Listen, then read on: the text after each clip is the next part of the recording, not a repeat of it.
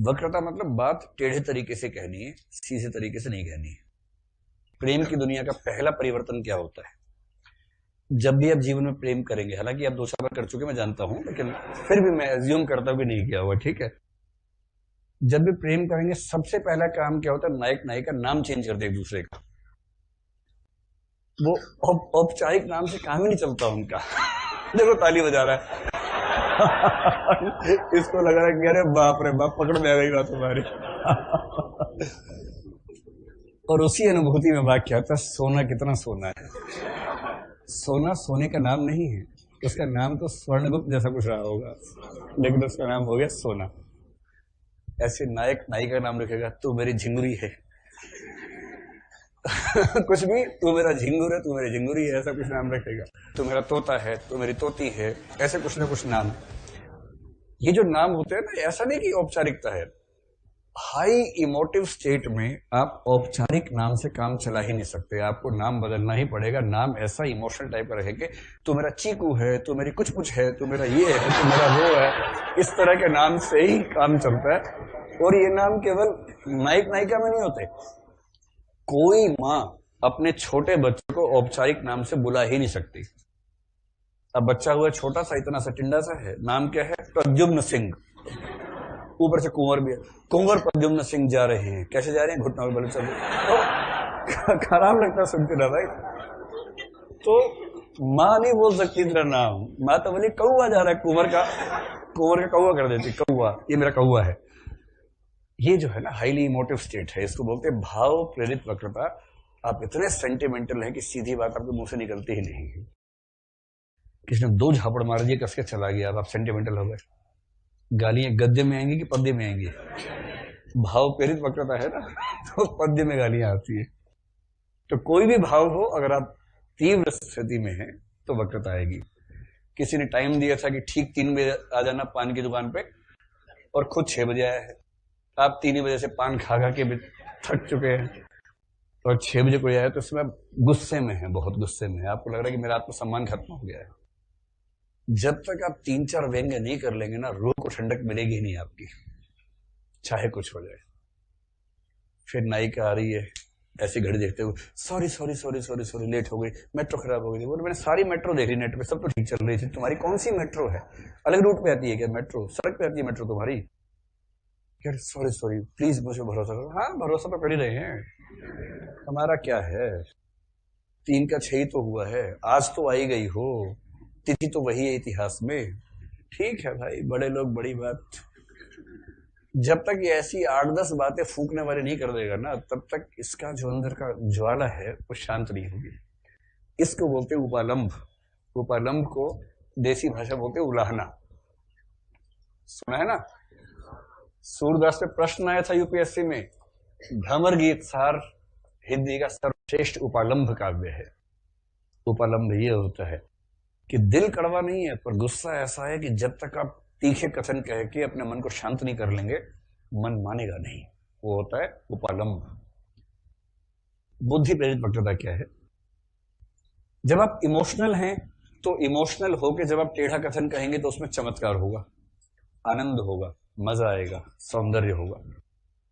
इसलिए शुक्ल जी कहते हैं कि भाव प्रेरित वक्रता बहुत श्रेष्ठ होती है,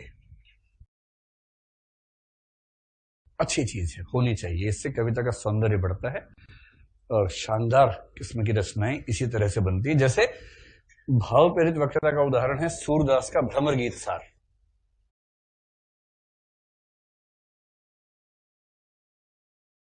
भ्रमर गीत सार ठीक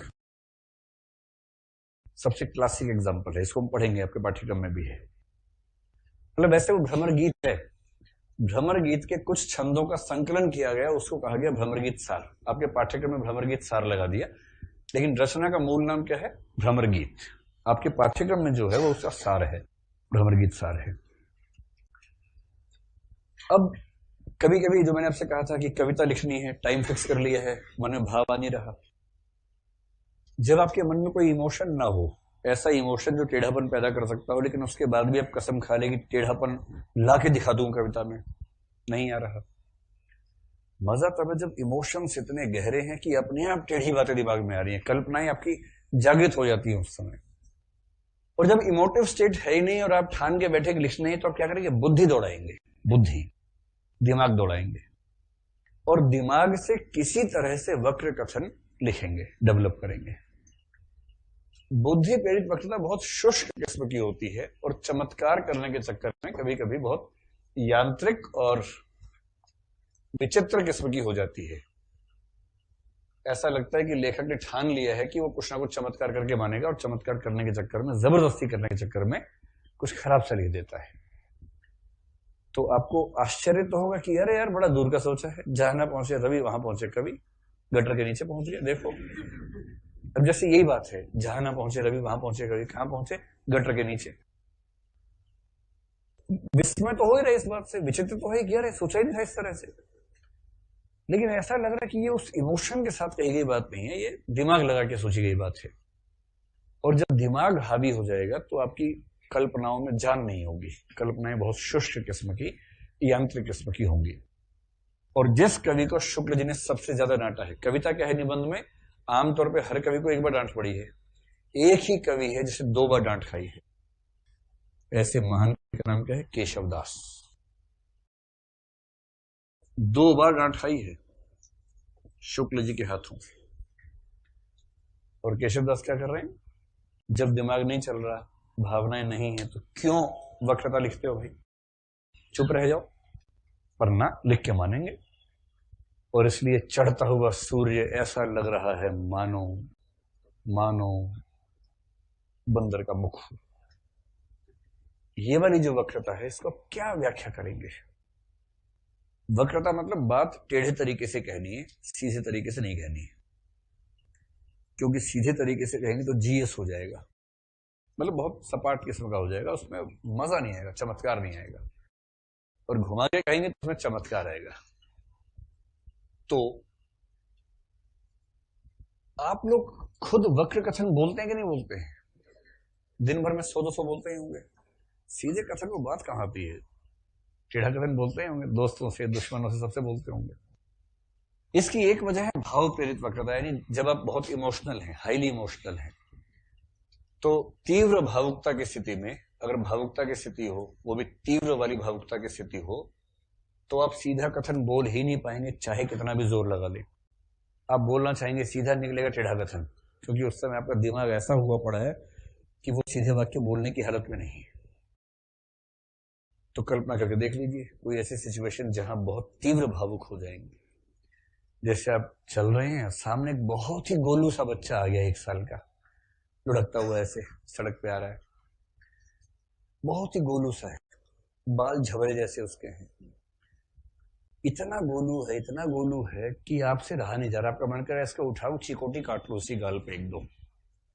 कई बार ऐसे बच्चे मिल जाते हैं सामने, बहुत जोर से मन करता है चिकोटी काटने का, तो आप उसको उठा ही लेंगे गोदी में। मतलब उसके पेरेंट्स खड़े हैं, पर पेरेंट्स लिबरल है, वो ये नहीं कह रहे कि हमारे बच्चे को हाथ मत लगाना, ऐसे नहीं कह रहे।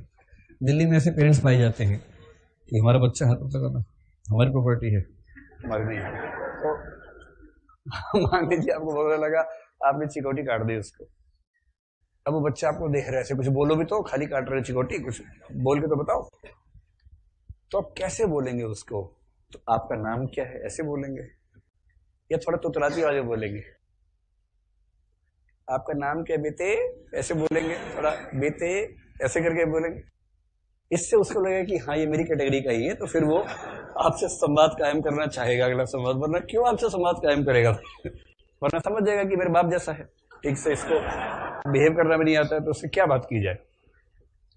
तो आप जो वहां पर ऐसी आवाज करेंगे, तुतलाती सी आवाज बोलेंगे, वो बहुत कोशिश करेंगे अपने आप ऐसा हो रहा है आपसे। अच्छा, एक और कंडीशन है, कोई और आपको देख नहीं रहा उस समय। आप में से कई लोग इस दबाव में रहते हैं कि लोग क्या सोचेंगे मेरे बारे में, मैं तो तुतलाता हूँ, मैं तो आईएएस की तैयारी कर रहा हूँ, मैं तो बहुत मैच्योर हूँ, मैं बच्चों से ही मैच्योर बात करता हूँ, मैं इतना मूर्ख हूँ। तो इस दबाव में नहीं बोल पाते। लेकिन जब ये दबाव ना हो कि आसपास को देख रहे, तो आप क्या बोले? तुतलाती आवाज में। तो तुतलाती आवाज में जब बोलेंगे तो बच्चा बड़ा खुश होगा, और आप एक्टिंग नहीं कर रहे, आप इमोशंस में ऐसे डूबे हैं कि आप अपने आप ऐसा बोल रहे हैं। जैसे किसी ने टाइम दिया था कि ठीक 3 बजे आ जाना पान की दुकान पे, और खुद 6 बजे आया है। आप 3 बजे से पान खा खा के भी थक चुके हैं और 6 बजे कोई आए तो उसमें गुस्से में है, बहुत गुस्से में है, आपको लग रहा है कि मेरा आत्मसम्मान खत्म हो गया है। जब तक आप 3-4 व्यंग्य नहीं कर लेंगे ना, रूह को ठंडक मिलेगी नहीं आपकी, चाहे कुछ हो जाए। फिर नायिका आ रही है, ऐसी घड़ी देखते हुए, sorry sorry sorry sorry sorry, late हो गई, मेट्रो खराब हो गई। बोले मैंने सारी मेट्रो देखी नेट पे, सब तो ठीक चल रही थी, तुम्हारी कौन सी मेट्रो है, अलग रूट पे आती है क्या मेट्रो, सड़क पे आती है मेट्रो तुम्हारी?